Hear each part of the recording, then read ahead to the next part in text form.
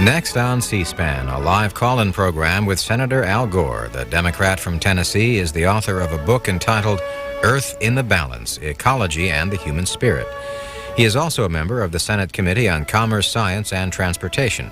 Senator Gore joins us this morning to discuss the United Nations Conference on Environment and Development, which begins this week in Rio de Janeiro in Brazil.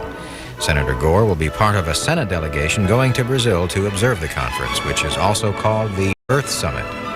His comments on the summit and your calls are coming up in a moment. Senator Al Gore, why is the UN Earth Summit in Rio so critical to the world?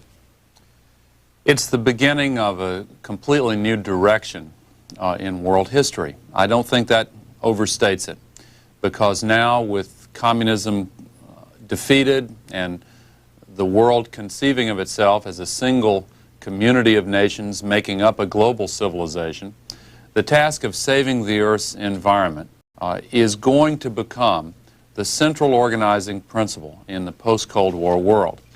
This Earth Summit is the beginning of the effort by nations all over the planet to put together a cooperative program for healing the relationship between humankind and the Earth and pursuing economic progress in a pattern that does not cause environmental destruction. It's a cause for optimism, it's a time of great hope, and the beginning of a long journey. We're very pleased to have with us today as our guest Senator Al Gore, Democrat from Tennessee, and the leader of the U.S. Senate delegation to the UN Earth Summit in Rio. You're going to be leading a group of about 14 senators. What is your role going to be at the Earth Summit? Well, under the Constitution, the United States Senate has the responsibility to advise and consent whenever the government enters into negotiations aimed at a treaty of some sort. And there are several treaties under discussion in Rio.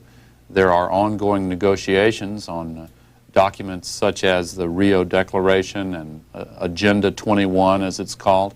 And so we will be discharging that constitutional responsibility, letting our negotiators know what is likely to be ratified by the Senate, what the interests of the United States are as our constituents see it.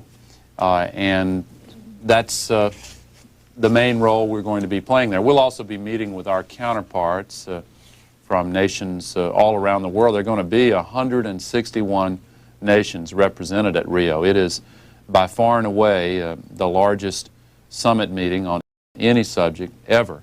And 135 heads of state are going to be there. So it really is an Earth Summit, and the first of what I predict will be a long series of Earth Summits.